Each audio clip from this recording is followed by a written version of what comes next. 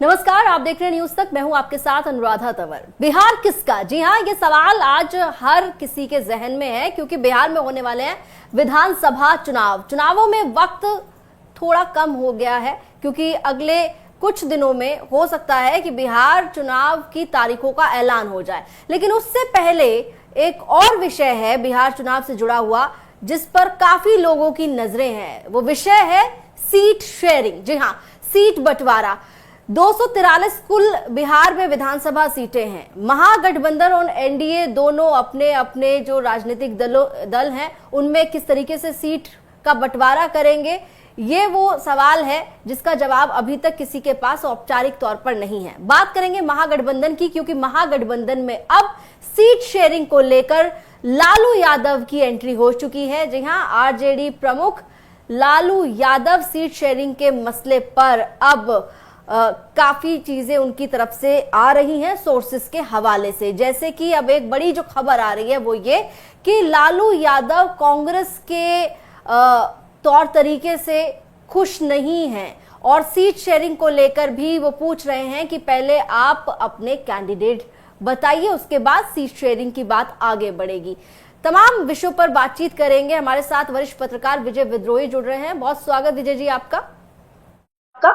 शुक्रिया बहुत बहुत। महागठबंधन में ऑल इज वेल कहा जा रहा था, सब कुछ सही है, सब कुछ अच्छा चल रहा है, समीक्षा बैठकें हो रही हैं सीट शेयरिंग को लेकर। लेकिन जिस तरीके से अब लालू यादव का जिक्र छिड़ गया है और ये कहा जा रहा है सोर्सेस के हवाले से कि लालू यादव सीट शेयरिंग से पहले ये जानना चाहते हैं कि कांग्रेस किन्हें टिकट देगी और लालू यादव बहुत ज्यादा सीट देने के मूड में भी नजर नहीं आ रहे। सुनने में ये आ रहा है कि 55-54 सीटें ही वो कांग्रेस को देने के मूड में है। देखिए, पहली बात तो ये सीट शेयरिंग का मसला बड़ा गोपनीय टाइप होता है। पार्टी के अंदर गठबंधन के साथियों के बीच में कैमरों के सामने बात नहीं होती है। अब ये सूत्र कभी कई बार चीजें बिगाड़ देते हैं। अब हमें नहीं मालूम सूत्र कौन है, सूत्र प्लांटेड सूत्र हैं, एनडीए के लोग कुछ बोल रहे हैं, ये हमें नहीं पता। लेकिन कृष्णा अल्लावरू का कल का जो बयान था वो तो पत्रकारों के सामने दिया गया था जिसमें गुड सीट्स और बैड सीट्स की बात कही थी। तो ऐसा लगता है कि कृष्णा अल्लारू ने अपना गुड सीट्स की संख्या बता दी है, जैसा कि आप भी अभी थोड़ी देर पहले जब रिकॉर्डिंग से पहले जिक्र कर रही थी कि पिछली बार जीती हुई सीटें, पिछली बार दूसरे नंबर पर रही सीटें, तो वो 60 से ज्यादा बनती हैं। अब लालू 54 सीट देने के लिए तैयार हैं। इससे पहले सूत्रों ने बताया था कि तेजस्वी कह रहे हैं कि 50-55 सीटें कांग्रेस को, इससे ज्यादा जिद नहीं करनी चाहिए। अगर लालू की बात में सच्चाई है, अगर खबर नहीं है, तो मुझे लगता है कि अगर 54 की बात कर रहे हैं तो लालू को भी पता है कि 54 का मतलब है कि 58-60 सीटें तो देनी ही पड़ेंगी मोटे तौर पर। और उधर कांग्रेस 66 मांग रही है तो 6 सीटों का मामला फंस सकता है। अगर इन खबरों की में सच्चाई की बात करें तो मुझे लगता है कि राहुल गांधी, मल्लिकार्जुन खड़गे को शायद इंटरवीन करने की अभी जरूरत है, या राहुल गांधी के संबंध बड़े अच्छे हैं, चिकन मटन बनाना सिखा रहे थे, वो वीडियो हमने देखा था। लालू यादव और सोनिया गांधी में संबंध बहुत अच्छे हैं। तो उम्मीद ये की जानी चाहिए कि इंडिया गठबंधन में सीटों पर मामला फंसेगा नहीं, ले देकर ये बार्गेनिंग होती है, दोनों तरफ से बार्गेनिंग होती है, हार्ड बार्गेनिंग होती है। और कांग्रेस को ये लगता है कि वोट अधिकार यात्रा के बाद वो बहुत ज्यादा पॉपुलर हो गई है। पॉपुलरिटी अलग है, लेकिन आपका जमीन पर संगठन नहीं है, जमीन पर आपके कार्यकर्ता नहीं है। इस सच्चाई से कांग्रेस मुंह मोड़ नहीं सकती। अंदर की जो बात चल रही है वो ये कि वोटर अधिकार यात्रा के बाद कांग्रेस नेताओं का ये कहना है कि हमारे जो कार्यकर्ता हैं वो काफी सक्रिय हो चुके हैं, लोगों में जोश है और जिस तरीके से उन्होंने अपना अंगणित जो बनाया है उसके मुताबिक वो कह रहे हैं कि 19 वो सीटें जो हमने पिछली बार जीती थी, 44 वो सीटें जिन पर हम रनर्स अप थे और उसके अलावा 3 और सीटें, कुल आंकड़ा हो जाता है 66। हमें 66 सीटें इस चुनाव में लड़ने के लिए चाहिए, ऐसा जानकारी मिल रही है। पिछली बार कांग्रेस 70 सीटों पर लड़ी थी। अगर पिछली बार की बात की जाए तो उसके मुकाबले तो कांग्रेस वैसे ही कम मांग रही है। और कांग्रेस के नेता बिहार के प्रभारी कृष्णा अल्लावरू ने भी ये बात कही कि देखिए, क्योंकि अब नए पार्टनर्स भी हैं तो थोड़ा बहुत सेक्रीफाइस तो हर किसी को करना होगा और वो किया भी जाएगा। लेकिन क्या वो सेक्रीफाइस इतना बड़ा होगा कि कांग्रेस पिछली बार के मुकाबले इस बार 16 सीट कम पे लड़े? देखिए, कुल मिलाकर आप चीजें देखिए कि एनडीए में भी सीट शेयरिंग को लेकर अभी सीरियस टॉक शुरू नहीं हुआ है। लेकिन एनडीए के सूत्र कोई खबर बाहर नहीं दे रहे हैं। इंडिया में भी कोई सीरियस टॉक, इंडिया गठबंधन में भी या महागठबंधन में भी कोई सीरियस टॉक नहीं है। सीरियस टॉक तब होगा जब लालू बैठेंगे, राहुल होंगे, मल्लिकार्जुन खड़गे होंगे, तेजस्वी यादव होंगे और दीपांकर भट्टाचार्य होंगे, या मुकेश सहनी भी अगर होते हैं या नहीं होते हैं, जो भी है। तो ये सब बातें अभी बहुत ज्यादा इस पर हम अभी अभी जो खबर आई है और खबर को हम सही मानकर इस पर चर्चा कर रहे हैं। सिर्फ इस लिहाज से देखा जाए तो महागठबंधन के लिए अच्छी खबर नहीं है। महागठबंधन के लिए अच्छी खबर नहीं है, लेकिन दूसरी 2-3 चीजें हैं। बहुत ओपन स्पेस में कृष्णा अल्लावरू सीट शेयरिंग पर बात करते हैं। वो प्रेस कॉन्फ्रेंस में ये बात करते हैं कि देखिए, सीट शेयरिंग जो है वो वक्त रहते हो जानी चाहिए। ये उन्होंने बहुत पॉइंटेड बात की हुई। उसके अलावा कृष्णा अल्लावरू ने इस बात पर जोर दिया कि अच्छी और खराब सीट के बीच जब सीट बंटवारा होगा तो उसमें संतुलन होना जरूरी है, उसमें संतुलन होना ही चाहिए। ऐसा नहीं होना चाहिए कि एक दल को सारी अच्छी सीट दे दी जाए और दूसरे दल को सारी खराब सीट दे दी जाए। तीसरी बात यह कि एक तरफ कृष्णा अल्लावरू कांग्रेस अपनी तरफ से अलग अलग प्लेटफॉर्म पर सीट शेयरिंग की बात को लगातार प्रमोट कर रही है। दूसरी तरफ अगर हम लेफ्ट की बात करें, जो महागठबंधन का हिस्सा है, उनकी तरफ से करीब करीब 40 सीटों की मांग की जा रही है। पिछली बार लेफ्ट पार्टीज जो है वो 29 सीट्स पर लड़ी थी, इस बार वो 40 की आस कर रही है। और तेजस्वी यादव खुद चाहते हैं कि लेफ्ट को ज्यादा सीटें दी जाए क्योंकि उनका स्ट्राइक रेट पिछली बार अच्छा रहा था। हाँ, देखिए, 2 सवाल हो गए। एक तो कांग्रेस की बात करें तो मुझे नहीं मालूम कृष्णा अल्लावरू का मैथ तो कितना सही है। वाकई में क्या वो 44 सीटों पर दूसरे नंबर पर थे और 17-18 सीटें तो जीती थी उन्होंने, लेकिन स्ट्राइक रेट क्या रहा? 70 में से कुल मिलाकर 19 सीटें ही तो थी। तो नंबर 2 पर अगर आप 5 साल पहले रहते हैं और 5 साल बाद आपके वहां पर कुछ समीकरण भी बनते बिगड़ते हैं, तो उस हिसाब से ये सिटिंग गेटिंग वाला फॉर्मूला नहीं चल सकता कि भाई पिछली बार जहां जहां हम नंबर 2 पर थे वहीं से हम लड़ेंगे। मेरे हिसाब से जो सूचना ये मेरे पास थी कि 17 जो पिछली बार जीती थी और 20 ऐसी जिसमें कांग्रेस अपने आप को मजबूत मानकर चल रही है, तो 37 सीटें कांग्रेस ने एक तरह से पुख्ता तौर पर सामने रखी थी। अब ये आप जो संख्या बता रही हैं, ये करीब करीब इससे 30 सीटें ज्यादा हैं, 29 सीटें ज्यादा हैं।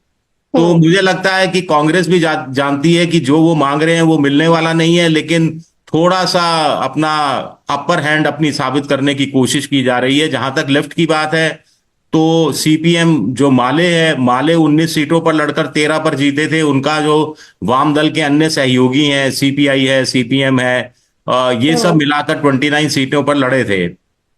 तो मुझे लगता है कि माले शायद 22 या 23 सीटों पर तैयार हो सकता है और वामपंथियों से कोई बड़ी दिक्कत आने वाली नहीं है। और तेजस्वी यादव भी इस बात को समझते हैं कि वामपंथियों का जो वोट बैंक है बड़ा पुख्ता होता है, वो ट्रांसफर करता है।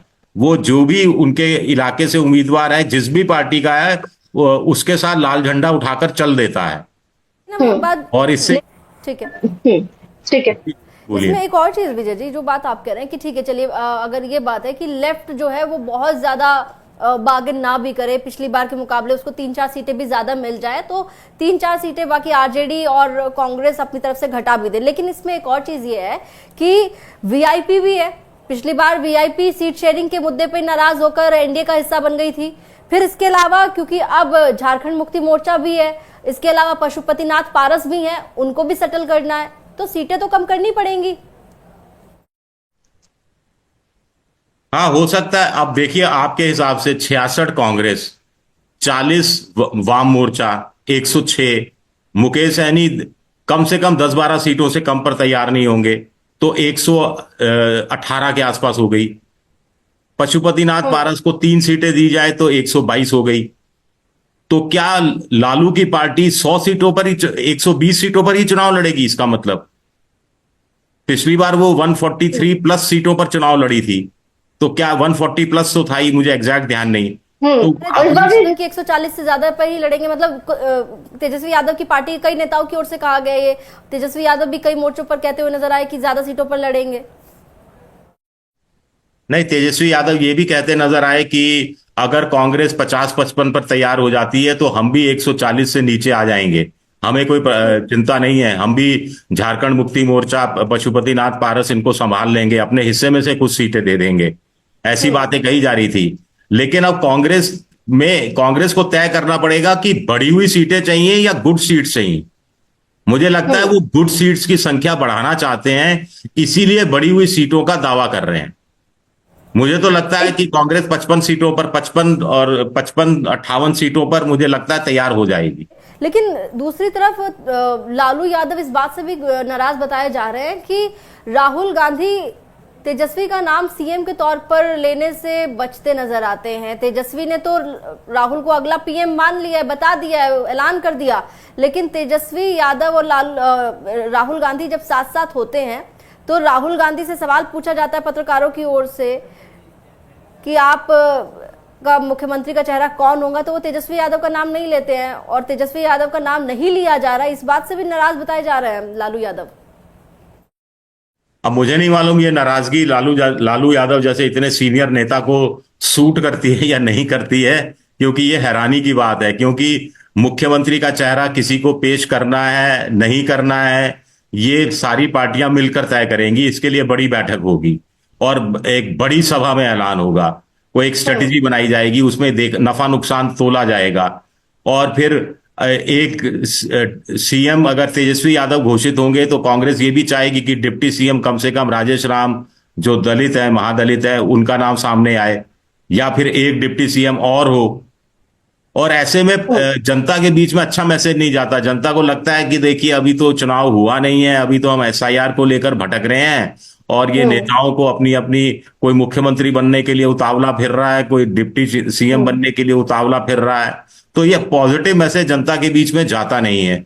यहाँ एनडीए से सीख लेनी चाहिए। एनडीए तो बार बार प्रधानमंत्री हो चाहे अमित शाह हो, सब कह रहे हैं कि नीतीश कुमार के नेतृत्व में चुनाव लड़ा जाएगा, उसके बाद जनता उसके बाद तय करेंगे क्या होगा। तो मुझे तो लगता है कि महागठबंधन के लिए बेहतर स्थिति ये है। और अगर लालू इतने अनुभवी शख्स अगर ये बात कह रहे हैं तो मेरे लिए तो बड़ी हैरानी की बात है।